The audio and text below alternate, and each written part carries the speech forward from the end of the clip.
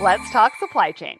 So welcome back, Ryan, and welcome to the show, Matt. Awesome. Thanks for having me back, sir. I appreciate it. Yeah, no, thanks for including me. Happy to be here. Yeah, I'm really excited for the show today. Our last show together was a real blast. I mean, I loved getting to know you, Ryan, finding out more about Relish, and kind of talking a little bit about sports. And today we're doing something that I love to do, which is really getting into industry challenges and diving deep into a topic. So there's plenty for all of our listeners to take away from this discussion. So grab a pen, grab some paper, grab your notepad, because you're going to be wanting to take some notes for some of these key takeaways. So let's get started by getting to know the two of you. Now, Ryan, can you remind us who you are and what Relish does? And then Matt, we'll have you introduce yourself and let us know what you do over at SAP. So I think it's a little unnerving that you've already forgotten who I am. It's only been a month since you and I last chatted, Sarah, but fair. So Ryan, right. Okay, for your listeners' benefit, Ryan Walicki from Relish. I'm the CEO and founder. Relish was built around the concept of maximizing your investments in IT infrastructure. So again, happy to be back. And the name of the company, remind everybody why you called it Relish. Yeah, we believe it emits one of two emotional reactions. One, you immediately think of a backyard barbecue, growing up with your family summer. And that's what I think that was yours. Or you think of something you really love, cherish, or relish. I love that. And Matt, when you heard the name, which one did you go for? I was absolutely about pickles and pickle relish, to be honest. So I love that. I don't think I've ever heard that story. It makes perfect sense. Coming up with a name is so hard, but that's great. I'm so glad we're backyard buddies, Matt. All right. Now that we know you're into backyards and barbecues and relish, tell us what you do at SAP. Yeah, so I'm a product marketing manager that has responsibility for our supplier management and third-party risk solutions. And, I was a practitioner for a long time, sat in that chair. And then, for the last, I guess, 8 years, I've been in SAP. We've been kind of focused on just supplier management and third-party risk. So I have responsibility for the market strategy, sort of our analyst relations in that area, and, commercial strategies and whatnot. So, yeah, so it's been a lot. And I work with great partners like Relish, and we'll talk through that, I know, today. But so it's been a little bit of everything in that space. But I completely nerd out about supplier management and third-party risk. So I appreciate the time. It's a good thing that we're talking about that topic today. So we're talking about supplier data, right? It's so important, but it's really fraught with a lot of challenges. Supplier information can be difficult to get a hold of, difficult to validate, nearly impossible to maintain. So why is that? Like, what are the current processes and why are they going so wrong? Ryan, I'm going to start with you and then we'll go to Matt. Yeah, no, you'd think it's a pretty simple thing. Like if you're a supplier, we want to know who you are, what products or services you offer, and how to pay you, right? In reality, if you think about it, the suppliers first of all, get asked by a lot of their customers to provide that information in any number of ways, in different portals, through email, through forms. And if you're a big enough supplier to enough customers, that can be thousands of different ways that you're transmitting that information through lots of different people, lots of different functions. And so the information gets disseminated differently. You have new people starting that don't know you have different remit to addresses, or that your address just changed, or you have several bank accounts. So it's really challenging to first get a supplier to send you the correct information, right? In the method, in the way you want. And then once you get it, if you think about validation, like we're asking suppliers a lot of things about themselves, who they are, their tax ID, their bank information, their certificates, their W-8, their W-9. I could go on for half an hour just on that topic. Then you think about, how do you validate that? Well, tax ID, I guess you go to the local government entity. W-9, probably the same address. You go to the post office or FedEx. Like it becomes a really difficult thing. Like how do you validate that information that they've given is correct? And then even if you got that far, right? Now you're part of a big organization that uses supplier information differently. You use it in sourcing, you use it in contracting, you might use it in supply chain, you might use it in finance. And all of a sudden, there's multiple versions of this supplier that exists Right. that aren't talking to each other. And so it manifests itself into this growing problem from how do I get the data? How do I validate the data to now that I have it, now I've created a bit of a Frankenstein. Well, and also I would assume like human error, right? You put in an R instead of an S or something like that. And like you said, you've got multiple different records. And if they need to update something, maybe like a name or an address or account information, having to translate that across multiple different departments to make sure everybody's using the same record. I mean, I can just assume how much of a nightmare that could be. I mean, I agree with everything Ryan said, and to build on that idea too, we've really watched this evolution happening. So, you know, I've been in procurement for 20 plus years, and I think originally we were really just focused on data, like how do I pay this person? You know, how do I Yep. pay this company, and how do I collect just enough for that? And what we see now is it's much more than that. Are they compliant with regulations? Do they have certain certification levels? Are they going to cause me problems as I work? You know, are they in a region of the world where that might be banned or sanctioned? And it just goes on and on and on. And it becomes much less about the accounts payable piece of it and much more about the supply chain piece of it. Mhm. And so that data, as we've expanded out just to pay, because you might not change your bank, you know, every day, of course, but the suppliers in your supply chain that you use, that's very fluid. The logistics tied to those suppliers can be very fluid, you know, depending on what's happening. And so this data gets, you know, is difficult to sort of hold on to and make sure that it's current. And you already, Sarah, identified that idea of like, then if I have the good data, how do I make sure every downstream system is using that so Right. that they're current with that information as well? Or and how do we trust that any updates that we've gotten are from legitimate sources? Because it's a great way for fraud if you can get in there and update a bank and then run away to a non-extradition treaty country. I guess Mhm. you can make some money. So you know, there's lots of validations and trust that we want to build into the processes. Well, and also I did something the other day around an article that Apple was getting rid of some of their suppliers because they didn't actually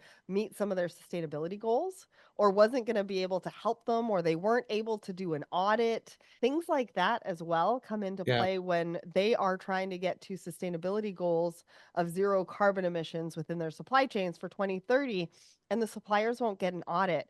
And so I would imagine I think they said something like they have over almost 300 suppliers or even more than that.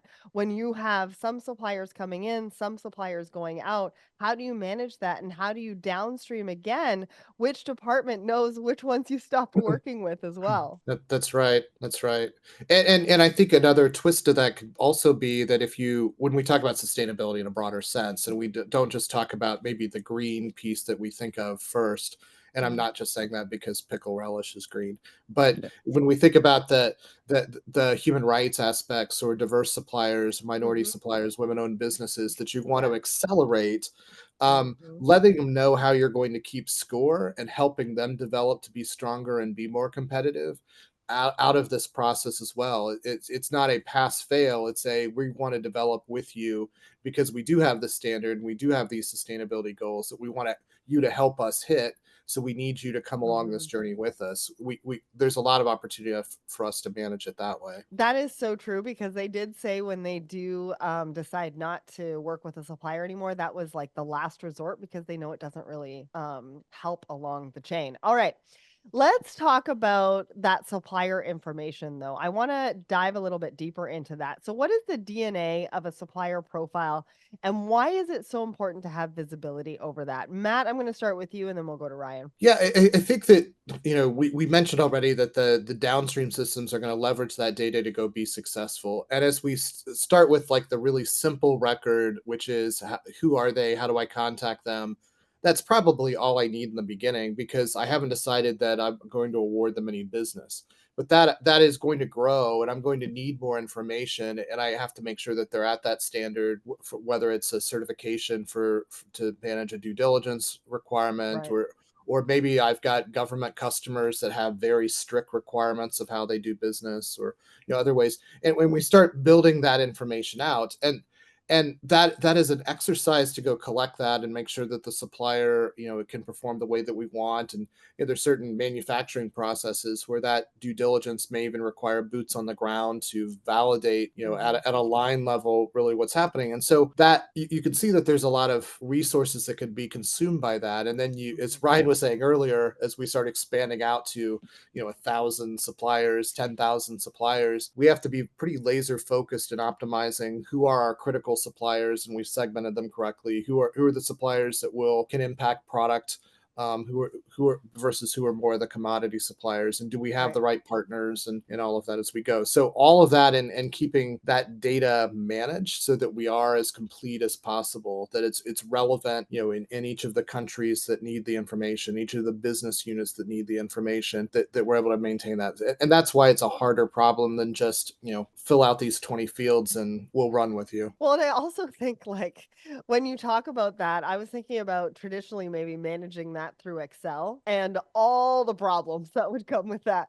Sorry, Ryan, go ahead. Yeah, I know. I was just going to add to that. Like there are certainly the external regulatory and just like simple DNA about the supplier itself. And then there's the internal stratification of supplier data. Like Mm, you think about category management, like one of the major functions is to understand the supply base by whether it's NACE code or USPSC, how many suppliers do we have in different categories of spend and what's the risk profile. So again, you could spin a wheel. This isn't 4D, this isn't 5D, this is probably 10D, right? Of the different ways you could look at a supplier. And going back to my first job ever, well, not ever, because I picked rocks in a farm field when I was 14, which was awful. you My picked first, rock? yeah, you're Ontario, right? So let's just side wall for a second. So I grew up in a small town in Kincardine, Ontario. In the summer, you went to the job office and people came and picked you up and they took you for a job, right? For Huh, the weekday. So okay. my first job ever was I walked behind a trailer and behind a tractor and we picked up rocks out of a field before they would plant the corn for the season. Wow. So Okay, yeah, I've never heard that that's one before. Thank you for that's sharing me. that with me. No, you I were talking remember. about the 10D dimensional of a supplier, right? Yeah. My first real job, corporate job, was at a bank. And one of the major things was what suppliers are customers, because you have to segregate that data. True. So who would really think of that, right? Unless you work at a bank. So just another example of like supplier data, and the DNA of it goes on forever, depending what business you're in, what regulations you're beholden to, what's important to you from a value standpoint, and then just how you manage the procurement supply chain business. So Well, and I would assume that for each one of those departments that are working with that particular supplier, they would also have separate requirements of that supplier and things that they're looking at that supplier and would want that information as a part of that profile. yeah, 100%. All right. So another big challenge when it comes to suppliers is payments and banking, right? I think we've touched on that a little bit, but there's a number of different data points that need to be validated. But obviously, that data doesn't exist all in one place because of security reasons, which Matt brought up a little bit earlier. How can companies validate their suppliers to prevent millions going out of that door, while they also try to maintain speed, efficiency when it comes to managing that validation process? Because obviously, we don't want to take months. Like, I know for me, I've onboarded as a supplier to a big company, and they're like, oh, we need to start now because it's going to take 4 months. And I can only imagine if you need that supplier and you need to work with them really quickly, that 4 months really isn't going to do it. Yeah, no, if we think about banking specifically, so the way it usually happens today, and we've probably all done this in our personal lives, like there's the penny test, right? Where they just kind of penny test the account you gave them, and that's sort of their validation. Again, we could do a whole different webinar series on like how much fraud could be in that part in that test, but that's usually one method. The more commercial method, which is really manual, is they'll call you. So I get calls from all of our Yeah, I get customers. calls too. Yeah, like, is this your account number? And it could be you, it could not be you. Like, they don't really Right. validate you, right? They don't ask Yeah. you what's your SIN or what's your social security number. So obviously that's not a very good process, super manual, but that's how companies today are doing it. Those that are running Relish, a little commercial, obviously are doing it very differently, very automated, but we can have the holy trinity of account number, routing, and account ownership. And Mhm. that's really difficult. And there isn't one source you can go to and say, please validate this. And if you Right. think about it for a second, thank God, because who would want one entity to have everyone's bank name, bank routing and bank Very ownership true. information. Nobody. Mhm. Interpol probably has it, but I don't think they want to sell that information. So we've spent time going and building those sources and triangulating information. So I think efficiency is coming. AI will be a part of it. Data Sure from Relish gets you 99% of the way there. But it's really difficult, and it's the hugest, roadblock or slowest part of the onboarding process is getting valid information from a supplier. And we'll talk later about what happens even after you do that, what can happen. So Well, and I think about personal banking, right? And now they're validating through your voice. If you call in, they're like, "Oh, your voice has been validated, so we know that it's you."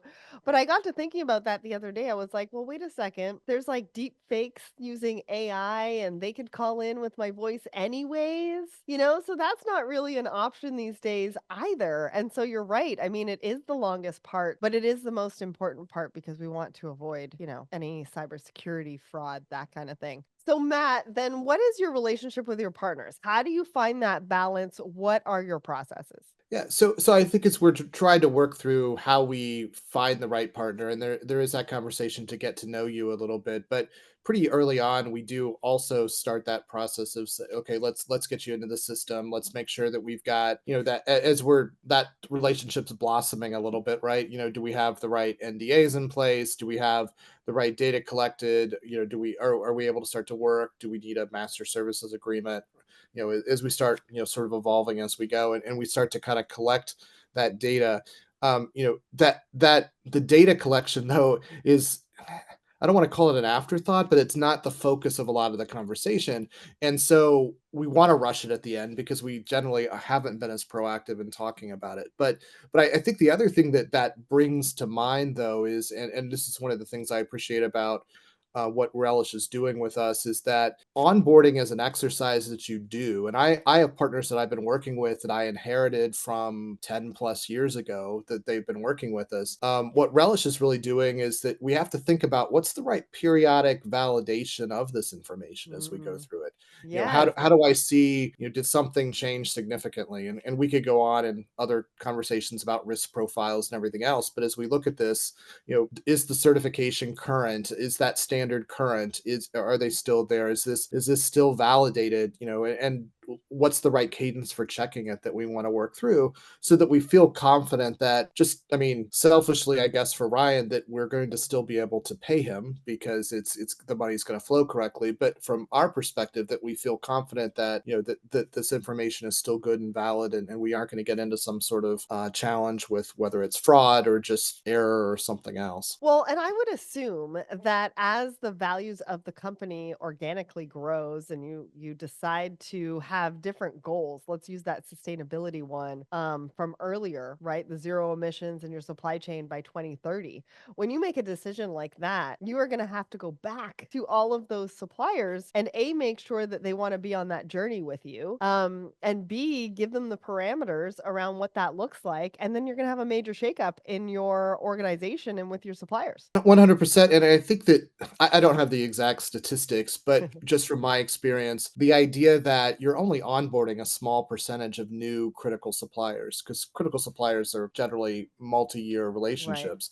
That's And true. so as you're looking at that, then being able to set that standard, be able to work with that standard, and ensure that that's there, you are going to have to go backwards and go ask for these Mhm. updates. So you start stepping out of the life cycle, and then performing that due diligence and setting that up at the right cadence so that you stay current. And so, I mean, as we want to do that and set that up to where we're not overwhelming suppliers, that becomes important for us. And one of the things we try to do is minimize the number of times that we have to go touch a supplier because they Yeah. don't always respond and you have to follow up and everything else. But if we can do that in such a way, like at SAP through our network, where the supplier can answer something once, like Mhm. for example, our human rights due diligence questionnaire, and then push it out to all of the customers, that's ideal. And we have to really think, and we're going to talk, I know, a little later about maybe AI, but that same idea of how do we automate this activity so that it's not burdensome, and then customer number 2 can benefit from what customer number 1 has already answered, so that the suppliers are optimized, the customers are optimized, and we can go really fast. Well, and you're not looking for the duplicate data. I think your Right. suppliers are gonna definitely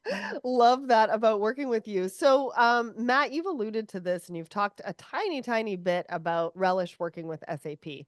So let's talk about that case study. Let's share that with the audience now. Talk us through the problem, how you tackled it, and give us some key takeaways for what we can learn and apply to our own supplier strategy. So, Ryan, I'm gonna start with you, and then we'll go to Matt. Yeah, no, this is actually a great story that will summarize everything we've said so far. So obviously an SAP customer that has Relish as well, Relish Data Assure. And just to sort of give you context, so they run SAP and Relish Data Assure checks 4 things primarily: TIN, name, postal address, sanctions, and bank information. And we do that upon onboarding, and as Matt said, upon revalidation on a certain frequency. At this co-customer, upon a revalidation, we found that a bank account number had recently changed. And so on that revalidation, we found that bank number did not match the company name. So that's a red flag. It's routed through the SAP portal to the supplier manager. Supplier manager calls the supplier. Turns out supplier's like, that's not our account number.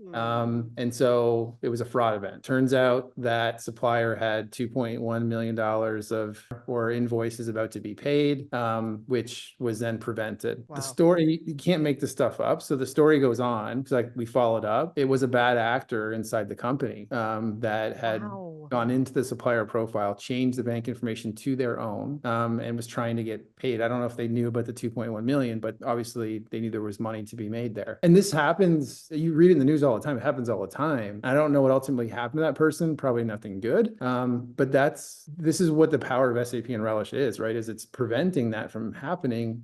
I can't say if for certain it would have happened if it wasn't for us, SAP and Relish, but probably would have, right? Probably would have slipped through the system, and there would have been a $2 million claim to insurance, and the whole process would have started. And it's just a painful process of penalties and stuff. Well, and also cash flow, right? I mean, you've got that. How much time are you going to have that capital out that door without being able to recoup that? And what does that mean, right? You can't potentially pay suppliers, vendors, you can't buy more product. There's so many different things there. And I'm just interrupting you just for 1 second because I've heard of some examples of, AI and sort of that voice thing I was talking about earlier, where somebody calls the CFO and they're like, I'm the CEO, and it's got the CEO's voice. You need to transfer $200,000. But to have to think and watch the people within your company and whether they've changed that data, I mean, that's a whole nother level that people don't even talk about. Yeah, well, and that's where you need, and AI, obviously AI is part of what the Relish solution is, and it will continue to innovate itself. But you have to have these safeguards that are more than a person checking it on occasion, or we hope this doesn't happen. And I think like risk managers are the best at this, of like sitting in a conference room and imagining Armageddon, but then no one ever plays it out, right? Until these events happen. But these are real. It's happening way too often, especially between suppliers and in payments. And so the things that SAP is doing and Relish is doing, and the partnership that Matt and I have, like, we're preventing this stuff. And this use case is it's a great story for us, but it's a sad story too. Absolutely. Matt, did you have anything else to share on this case study? No, I think that's right on, and Ryan tells the story so well. I think there was a lot of where there was data validation that was being done that was much more format validation. Did you get the account number and the right number of digits? Did you get the IBAN number, the tax number, and everything else? But from a expertise level in connecting to, like, in my simple head when I first got into this, I was like, oh, I can just ping the IRS and get the TIN number. That's easy. I'll just ping. Who do I ping to get the bank account information, right? And there isn't a single source, as Ryan was saying. So that idea that Ryan's team is chasing it down and acting just as an extension of the technology and our team to go keep up with what are all the different banking connectors that need to be made to go do that. And I mean, separately, of course, we use them for diversity validations and other things. But the bank account to tie to that was really important. And just that confidence that you get because and as you said, Sarah, that idea that if it's within the company, Yeah. some of the other checks like, hey, this was a funky email address, or it was linking me to a website that doesn't match the corporate URL, that no longer matters because it's somebody internally. So being able to kind of call that out and perform that due diligence is huge. Well, and also you've got somebody protecting your rights and also bias, right? If they're internal and they know people within the company, you need Yeah. that third party factor to be able to step in and say, "Nuh-uh, this person has done this to your organization." Yeah, it's crazy too. The workflow pops up and actually says, "Nuh-uh," just like you said. It's Does it? We're Ryan, gonna put we need to record myself doing that, and then you can use that as a button within your system. for sure. I mean, I've already texted product on the side, so that's going in next week, Friday.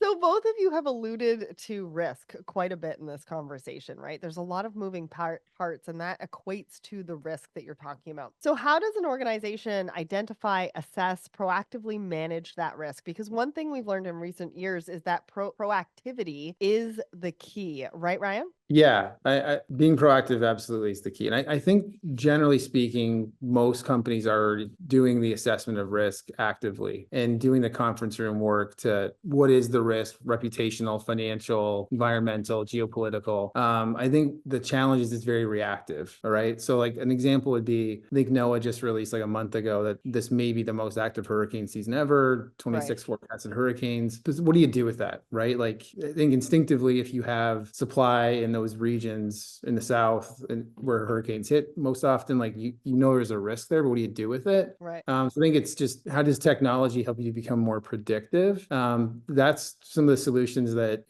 data assures we're leaning towards is in terms of validation, like we're already there. In terms of verification, we're already there. But how do you get into the predictive space of risk? One is understanding what they are, but two is like where do you get that source data, and then how do you predict the future to some extent based on triangulation of information? Yeah, absolutely. So let's talk a little bit about that technology. What role does technology and specifically AI, which we've talked a little bit about, play in this space now? And what potential does it have for the future, Matt? Yeah, I think that there is just so much information, as Ryan was saying, that how do you put that all together and do something out of it? So, as you think about your entire supply chain, all the logistics providers, whatever that is that you're trying to pull it in, so in our risk space, we'll talk about monitoring some set of suppliers that are relevant for that person, that category manager, or something else. But how do you know what's important and what the impact is? So it's AI as we look at that is tying all of that information together. So, if there is a hurricane and suddenly I have to change the way that I ship, now it's going to be air freight versus this. What's the cost impact? What does that actually need to do? If there's that, the Suez Canal situation, which Yep. again seems made up, but when that happens, what do I have, sort of going through that route? What's the impact? What customers, what products are affected? What customers are impacted based on those orders? And that's where we're really going to see AI sort of take off is look at that end to end from supply chain all the way to product customer delivery and being able to really talk about what revenue now is at risk because of this event. Well, and I would assume what suppliers do we have validated? If we can't go to that Mhm. one supplier because there's an event of some sort, who's the next in line? Have they been validated? Do we have all the Yep. information? And can somebody go in really quickly and make that decision? Right. And I think that depending on the category of that service or the industry that they're in, I mean, the qualification exercise can be long. And so when we do that sort of simulation in the war room that the corporations do, are they ready for that backup Mm, supplier? Do they have somebody in the wings that can really step in? And if not, what's what is the proverb, like the best time to plant a tree was 20 years ago, the second best time is today, right? So that idea then if you can't, what would we be able to rapidly, very accelerate that ability for that new mhm. supplier to be able to deliver, and what does that mean, and how do we start to work through that, and being able to leverage the technology, the AI, to go through all of those types of transactions as fast as we can, so that we can get back to where we need to be as fast as we can, I think is where, again, where that technology, that AI capability is going to help us. The other thing it's going to do, I think too, that's interesting is that it's going to make suggestions based on past behaviors. And sort of we tried to put this in as, Ryan might be catching a supplier that doesn't meet a certain standard, and we'll talk about monitoring it. But we can also start to look at that type of validation information and be like, hey, you're sort of going out of bounds for what we feel comfortable with this, this supplier's at level, here, we need them to be here. We didn't really care because you were only spending a little, but you're about to spend and commit us to a lot. Let's talk about that. And we'd recommend you actually use this other path, this other Mhm. supplier. We're going to see a lot more of that, more influential coaching that AI is going to help us with. That is music to a lot of people's ears. Ryan, did you want to jump in there? No, I agree with everything Matt said. And I would just kind of sum it up as the sort of context, right? Like AI and NML, right, needs context to be maximized and to be predictive and to look back and see trends to predict what you should do next or what it should tell you to do next or suggest you do next. I think that's really the next frontier is AI is here. There are assistants. Joule is the SAP version of an assistant, right? But without the context to answer the question, right, properly, that you're going to get into hallucinations and kind of bad steering. But the next evolution is like, how do we put context into these situations? And in this particular example from our conversation, it's supplier data, right? If you have really good supplier data that looks at that 10D view of it, and the question is around how do I prevent risk in my supply base, you have great context to start to answer that question. Yeah, and a lot of people are using that AI in the context of coaching. A lot of times we think that people should just know. And I like the fact that we're like, no, we need to provide context, but we also need to coach everybody what that needs to look like. Because you're right, we don't want to get into those hallucinations because I heard all about that just the other day. All right, so technology has an incredible potential, but we're talking more and more about how it's gotten maybe a little bit too complicated. A recent guest was talking about how we need to simplify and take the time to get our houses in order now before we can set ourselves up for success down the line. And I think that's totally right. So, can you talk to us about the complexity of the IT landscape from your perspective? Like, how can an organization find the right solution when it comes to supplier management? So, Ryan, I'll start with you and then we'll go to Matt. Yeah, I think I'll talk more like in broad context. I mean, it'll relate to supplier management, but I think like SAP is a leader in this space, right? Of simplifying the stack and moving everyone to HANA on a single cloud base. I think that's naturally happening. 08, 010 moved to the cloud, right? And then since then, SAP, again, the leader sort of consolidating applications under one cloud structure. So I would agree of your former host, right, that there needs to be more of that. And context, back to that argument, right? Context can only come from simplicity. And so the collapse of all of those different tenants and integrations like is required for us to take full advantage of AI ultimately. But I don't think there's necessarily a huge challenge there. I think the market's taking us there naturally, and SAP again sort of drives that structure to kind of a single integrated platform approach. Yeah, I mean, I like the way you said that and the integrated approach. I think we're going to stop thinking about supplier management as a module, and we're going to start thinking about it the same way that we think about user group management that goes across everything, or reporting or searching that goes across everything. Suppliers are just so core to everything that you're doing within procurement that you're going to see much more of it as a horizontal than as a vertical. And I think for customers that are looking for that's what you need to think about is, if you're doing supplier information management, risk management as a non-integrated activity, my story was we did this at a former company. We used a product called Excel, if you've heard of it. We determined who our critical suppliers were. We determined who was sole source, single source. We said who was at risk, and we came up with a list. And then a year later, we went back, and it didn't stop anybody from making different buying decisions, contract commitments or anything else. So 2 of them had gone out of business. The other 12 were still on the list. They hadn't really improved. I mean, so you hear that kind of story. And so I think as we look at where, if you're in a contract cycle or a sourcing cycle, that's when you can influence the suppliers for better payment terms. But let's make sure that they get incorporated right into that golden record so that you can take advantage of them the right way. And there's not that cash flow leakage because you didn't imply the more aggressive payment term, right, with them as it goes. And, all sorts of things. Anyway, that's going to be very horizontal. The other thing I think is, as you're thinking about this as a customer in your business process, we get in the habit sometimes of asking them everything at once, like proposing marriage on like the pre-first date. And we really have to think instead of what's the right information to collect at the right time so that we can manage that a little bit more accurately with that supplier, and the supplier's response is going to be more complete. Like it's good to know that they're on a path to be at the sustainability level that we need, or that they've got the right controls in place. But like before we've decided to work with them, why are we asking their banking information? That kind of thing. So Yeah. think about the due diligence really happening at the right times and at the right moments versus as a just an onboarding event. And I see so many customers getting way too aggressive too early in that onboarding activity, and then Well, just and yeah. sorry, just to add to that, I mean, suppliers also have to be careful about how many places their banking information is too, right? Yeah. Without it maybe being used in the future. So you're totally right about that marriage thing. Did you have another point to add? No, no, no. So I just think that was really as we look at that across the board again on the processes. I mean, all that qualification, that due diligence, the validation is only as relevant as the relationship you intend to have with them. So if they're not a critical supplier, let's not waste our internal resources to do the reviews. Let's leverage the technology as much as possible to feel and trust them. But let's get those out of the way so we can focus on the ones that are important. And if you do a one size fits all business process, it's incredibly burdensome for the supplier, your internal resources. I mean, it's really tough to make that successful. Absolutely. All right. Well, we are down to our last question, and we've done a deep dive into challenges today. And so I know that every person listening is now going to be turning their attention to solutions, but they're just going to have to wait just a little bit longer. Ryan, you will be back for another special episode to explore how companies can tackle the challenges that we've talked about today. Can you give us a bit of a taste of what's to come on the next show? Yeah, no, I'd love to. I think we left quite a few Easter eggs throughout the last Yeah, we 45 did. minutes. Yeah, so I mean, AI focused, that's going to have integration topics, context, future looking, predictive. I mean, all the things Matt and I sort of highlighted as what's going to happen next.